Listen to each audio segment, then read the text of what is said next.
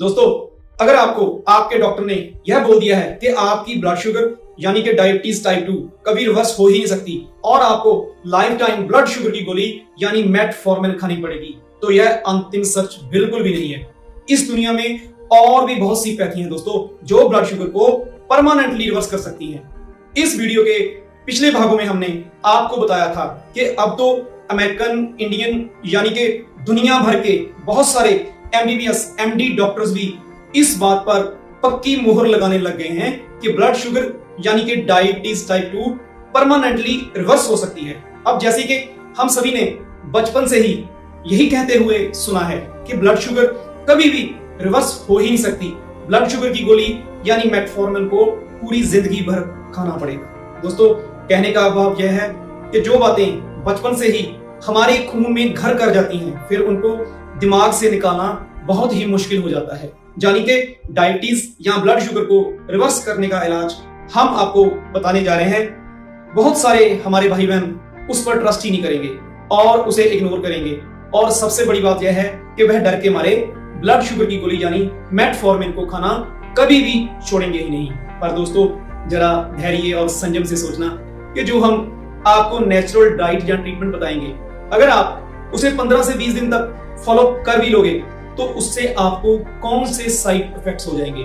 और सबसे बड़ी बात यह है कि ना ही हम आपको ब्लड शुगर की गोली यानी मेटफॉर्मिन को एकदम से छोड़ने के लिए बोलेंगे, और दोस्तों जो ट्रीटमेंट हम आपको फॉलो करने के लिए बोलेंगे उससे आपकी ब्लड शुगर की गोली यानी मेटफॉर्मिन को छोड़ना आपकी मजबूरी बन जाएगी। बस आपने इतना ध्यान रखना है कि जिस दिन से आपने हमारे द्वारा बताए गए ट्रीटमेंट को फॉलो करना शुरू कर दिया, तो उस वक्त आपने ब्लड शुगर की गोली यानी मेटफॉर्मिन को ब्लड शुगर का लेवल चेक करके ही खाना है। अगर तो आपकी ब्लड शुगर नॉर्मल आ जाए तो फिर आप ही बताइए कि क्या उस वक्त आपको ब्लड शुगर की गोली यानी मेटफॉर्मिन को खाना चाहिए भी या नहीं। दोस्तों, जरा कॉमन सेंस से सोचिए कि अगर आपकी ब्लड शुगर नॉर्मल हो जाए और ऊपर से आप ब्लड शुगर की गोली यानी मेटफॉर्मिन को खा लोगे, तो आपकी ब्लड शुगर के लेवल्स ज्यादा कम होने से आपको दिक्कत आने लग जाएगी। क्योंकि जो आहार हम आपको ब्लड शुगर को रिवर्स करने के लिए बताने जा रहे हैं, वह खुद में ही एक औषधि है। अब आप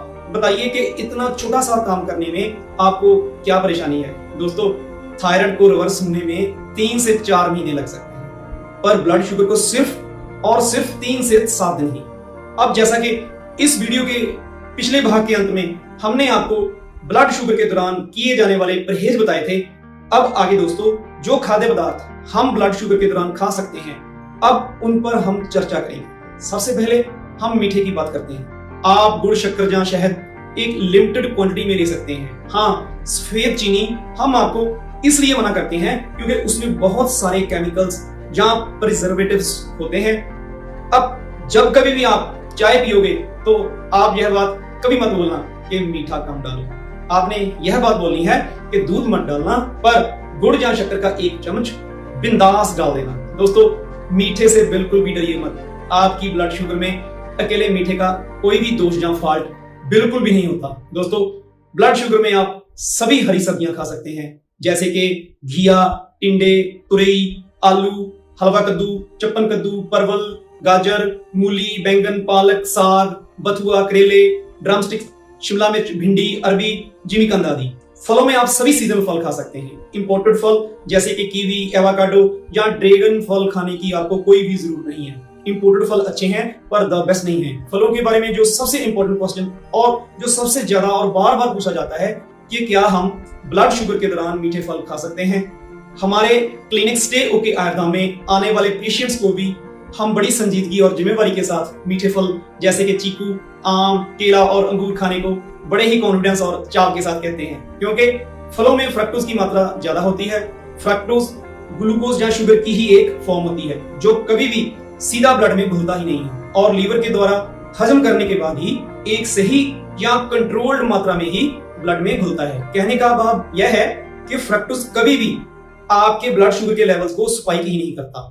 ब्लड शुगर या डायबिटीज के दौरान मीठे फलों को ना खाना एक मिथ और पूरा भ्रम है। हाँ, एक बात का आप जरूर ख्याल रखें कि ब्लड शुगर में आप फलों का जूस बिल्कुल भी ना पिए। हाँ, सब्जियों या सैलड का जूस आप जरूर पी सकते हो।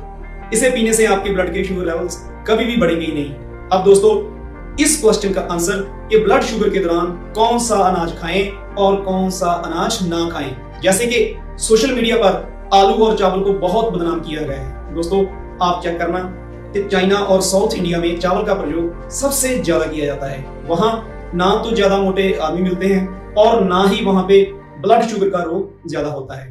आपको इस विषय पर ज्यादा कंफ्यूज होने की जरूरत बिल्कुल भी नहीं है, क्योंकि इसका बहुत सरल और आसान सा आंसर है कि जो अनाज पचने में बहुत कम समय लेता है वह हमेशा आपके स्वास्थ्य के लिए उत्तम और बेनिफिशियल होता है। दोस्तों जो आलू है वह सभी अनाजों में से सबसे जल्दी पचने वाला सर्वश्रेष्ठ अनाज है। उसके बाद अनपॉलिश्ड राइस या चावल की बारी आती है। कहने का भाव आलू और अनपॉलिश्ड राइस आपके लिए द बेस्ट हैं और ब्लड शुगर के दौरान आप इन्हें बिना किसी शंका बिना किसी डर बिंदास खा सकते हो। हाँ दोस्तों, अगर आप चावल या आलू को फ्राई करके खाओगे तो उस समय यह ट्रांसफैट, कॉम्प्लेक्स कार्बोहाइड्रेट्स और टॉक्सिन से लोडेड होकर आपकी ब्लड शुगर के लिए डेंजरस होंगे। दोस्तों आज के युग में जो अनाज जैसे कि मिलेट्स आदि को भोजन में शामिल करने की होड़ लगी हुई है, उसके चक्कर में आप कंफ्यूज होकर बिल्कुल भी ना फंसे। आप अपनी कॉमन सेंस का इस्तेमाल करें कि जो अनाज या खाद्य पदार्थ आपके लोकल एरिया में होते हैं जहां जिन्हें आप और आपका परिवार बचपन से खा रहा है वह ही आपके लिए सर्वश्रेष्ठ होंगे। चाहे वह चावल हो, गेहूं हो, मक्का हो, बाजरा हो, जौ या कोई और अनाज हो, वही आपके लिए द बेस्ट और सूटेबल है। बस दोस्तों एक बदलाव जो आपने अपनी जिंदगी में लाना है वह यह है कि जो भी कुक्ड फूड या चूल्हे पर पकाया हुआ भोजन है उसे आपको 24 घंटे में सिर्फ एक बार ही पेट भरकर ग्रहण करना है और भोजन को पकाते समय कम से कम तेल या घी का प्रयोग करना है और खाने को कभी भी कुकर में ना पकाएं, क्योंकि कुकर का प्रेशर आपके भोजन के फाइबर को कंप्रेस कर देता है और साथ ही में आपके भोजन में मौजूद न्यूट्रिएंट्स या विटामिन्स भी नष्ट हो जाते हैं। भोजन को आप हमेशा सिम गैस या स्टील या मिट्टी के बर्तनों में ही कुक करें।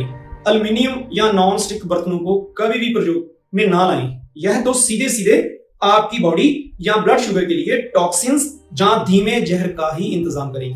दोस्तों चाहे आप ब्लड शुगर के पेशेंट हो या नहीं भी हो, पर एक बात का फितूर अपने दिमाग से बिल्कुल निकाल दीजिए कि आपके लिए चावल बेस्ट है या गेहूं बेस्ट है या मिलेट्स बेस्ट है या कोई और अनाज का बेस्ट है। क्योंकि जब किसी भी खाद्य पदार्थ या अनाज को आप चूल्हे पर पका लेते हो तो उस वक्त इस बात का कोई भी मायना ही नहीं रह जाता कि वह कौन सा अनाज या खाद्य पदार्थ है।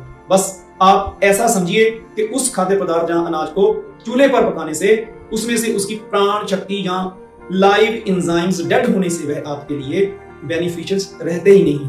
अब वह आपको सिर्फ जिंदा रख सकते हैं पर कभी भी स्वस्थ नहीं रख सकते।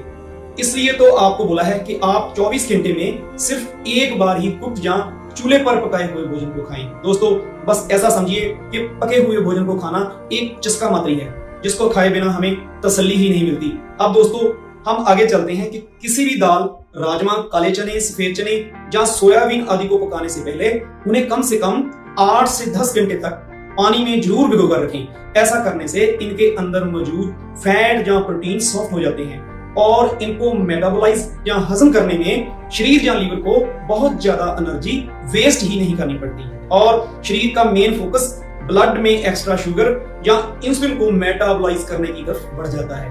अब दोस्तों इस बात का आंसर कि ब्लड शुगर के दौरान हमें पानी कितना पीना चाहिए, तो इसका सीधा और सरल सा आंसर यह है कि आपको अपनी बॉडी लैंग्वेज या आपके बॉडी के सेंसर्स के अनुसार चलना होगा। कहने का भाव यह है कि आपको जितनी बार प्यास लगे या आपका जितनी बार गला सूखे तो आप ताजे नल का पानी या मोटर का पानी पी सकते हो। फिल्टर का पानी बिल्कुल भी ना पिए।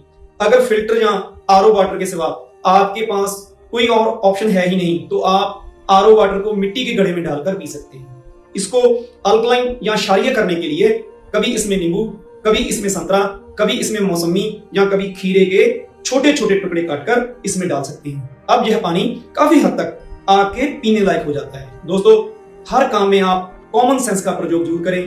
प्यास लगे तो समंदर पियो। याद रखना कि अगर आप बिना प्यास के पानी पियोगे तो ब्लड शुगर की वजह से कमजोर हुई किडनियों पर ओवरलोड डालकर उनका और ज्यादा सत्यानाश करने के लिए आप ही जिम्मेदार होंगे। दोस्तों वीडियो ज्यादा लंबा ना हो जाए इसलिए डायबिटीज टाइप 2 की शेष जानकारी हम आपको शुगर को 3 से 7 दिन में कैसे रिवर्स करें के पार्ट 4 में देंगे। ब्लड शुगर के दौरान प्रयोग की जाने वाली कुछ प्रमुख औषधियों, जड़ी बूटियों और शुगर फ्री आटे को बाय करने का लिंक हम डिस्क्रिप्शन में दे देंगे। यह सभी प्रोडक्ट्स ऑप्शनल हैं, यानी कि इनको खाना आपके लिए अनिवार्य बिल्कुल भी नहीं है। हाँ, अगर आप इनको खाना चाहते भी हो तो आप अपने चिकित्सक की देखरेख में इनको कुछ समय तक कंज्यूम कर सकते हैं। इनको खाने से आपकी रिकवरी थोड़ी फास्ट हो जाएगी। अगर आप भी हुंजा वैली, झारवा कम्युनिटी और ब्लू जोन पीपल की तरह 100 साल तक निरोग जीना चाहते हो तो आप हमारे YouTube चैनल स्टे ओके आयुर्धाम से हमारी एबीसी डाइट या सर्वरोगनाशक डाइट को फॉलो करना शुरू कर दें, जिसका सारा reference American MD doctor Thomas M Campbell द्वारा लिखित बुक द चाइना स्टडी से है। स्टे ओके आयुर्धाम की तरफ से आपका बहुत बहुत धन्यवाद दोस्तों।